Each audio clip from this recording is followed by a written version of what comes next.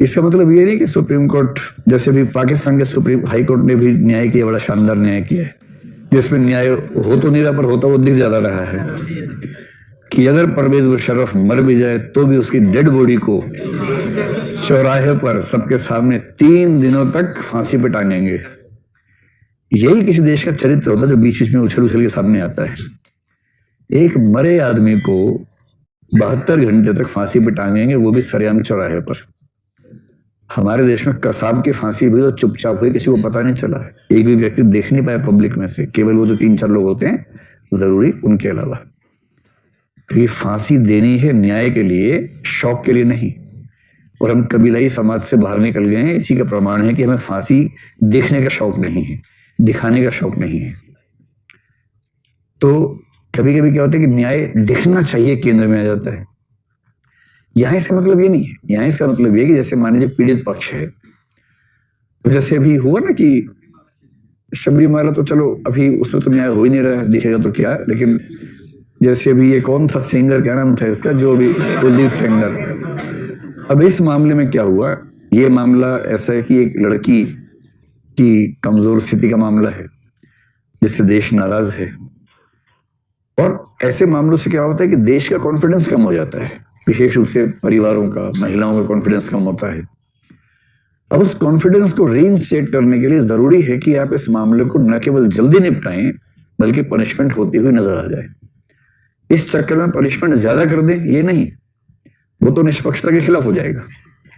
होता हुआ देखने का मतलब है कि न्याय की प्रक्रिया तेज हो, ईमानदार हो, वंचित पक्ष के खिलाफ ना हो। इस सेंस में कह रहे हैं कि न्याय होना भी चाहिए, होता हुआ देखना भी चाहिए। और इसका मतलब सिर्फ इतना है, मैं ये नहीं कह रहा कि न्याय करने के नाम पर आप कुछ ज्यादा कर देंगे, पनिशमेंट ज्यादा बढ़ा देंगे, उसकी बात नहीं कर रहे हैं।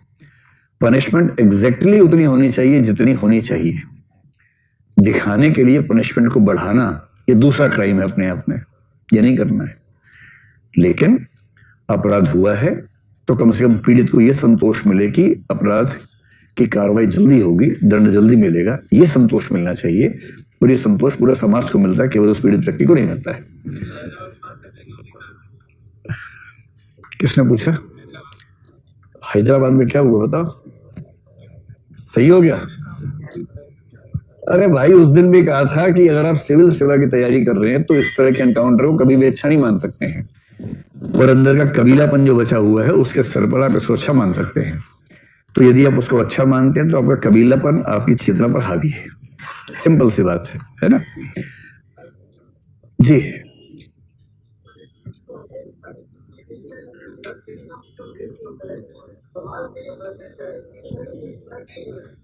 देखो, दंड के ना 3 सिद्धांत माने जाते हैं। जो सिद्धांत आप बता रहे हैं, एक थियरी होती है रिट्रीब्यूटिव थियरी,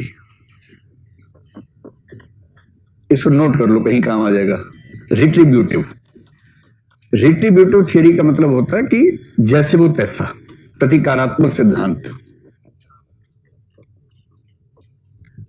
प्रतिकार का सिद्धांत या प्रतिकारात्मक सिद्धांत। इसका प्रतिनिधि वाक्य है आंख के बदले आंख, दांत के बदले दांत। An eye for an eye, a tooth for a tooth. ये कथन कहां से लिया? बाइबल से लिया, ओल्ड टेस्टामेंट से लिया गया है और यहूदी सिद्धांत से फॉलो करता है। दूसरी जो थियरी है उसको बोलते हैं प्रिवेंटिव थियरी, निवर्तन का सिद्धांत या निवर्तनात्मक सिद्धांत या निवारक सिद्धांत। तो पहला सिद्धांत कह रहा है दंड इसलिए दो कि किसने कुछ गलत किया है, उतना ही दंड दो जितना गलत किया है। दूसरा है निवर्तन का सिद्धांत, दंड इसलिए दो कि भविष्य में अपराध ना हो। इसमें डिमॉन्स्ट्रेटिव इफेक्ट की वैल्यू है कि ऐसा दंड दो कि बाकी लोग गलत करने से पहले 4 बार सोचें, ये इसका पर्पस है। और तीसरी थियरी है रिफॉर्मेटिव, जो महात्मा गांधी जैसे लोग मानते हैं, सुधार का सिद्धांत। दंड इसलिए नहीं देना है कि किसी से बदला लेना है, ना इसलिए देना है कि दूसरों को सबक सिखाना है, इसलिए देना है कि जो व्यक्ति गलती से गलत रास्ते पर चला गया उसको सही रास्ते पर लाना है, उसको सुधारना है। और जो सिद्धांत आप बता रहे हैं वो सिद्धांत हमारे घरों में खूब अप्लाई होता है। जैसे माता पिता 2-3 बच्चे हैं, एक से बढ़कर एक छठे हुए, शरारत करते रात दिन, माँ का माथा गर्म, बाप का माथा गर्म हो गया, फिर वो एक सिचुएशन ढूंढ के एक बच्चे को बुला लेते अपने पास, सैंपल के तौर पर, और बाकी बच्चों के सामने उससे सुताई ठीक से कर देते हैं। बस इतना ध्यान रखते हैं कि महीने में इक्वल डिस्ट्रीब्यूशन रहे इस तरह की सुताई का। आज कौन पिटेगा ये केवल संयोग का मामला है, लेकिन जो भी पिटेगा, अगर एक झापड़ के लायक काम किया तो 6 झापड़ पड़ेंगे आज, 5 बाकी दोनों के लिए हैं। वो संकेत है।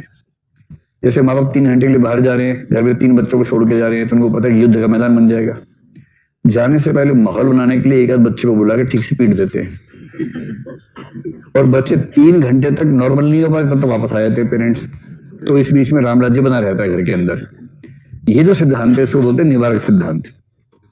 और इस पर महात्मा गांधी का ऑब्जेक्शन पता क्या है, या कांट का ऑब्जेक्शन क्या है? इन दोनों का मानना यह है कि यह सिद्धांत इसलिए गलत है क्योंकि इसमें आप एक व्यक्ति को साधन की तरह इस्तेमाल करते हैं ताकि बाकी व्यक्ति सुधर सके। जो सुधरेंगे वो साध्य हैं, जिसको पीट के सुधारोगे वो साधन है। और कोई भी ऐसा सिद्धांत जो किसी मनुष्य को ही साधन बना देगा, उस सिद्धांत को एथिक्स की दुनिया में अच्छा सिद्धांत नहीं माना जाता है। कांट इसकी मुखालफत करेंगे बहुत जोर शोर से। कांट का एक कथन यूपीएससी ने पूछा है, प्रत्येक व्यक्ति अपने आप में साध्य होता है। इस कथन की व्याख्या करें, ये कथन कांट का कथन है। ठीक है, इस पर ये ऑब्जेक्शन है।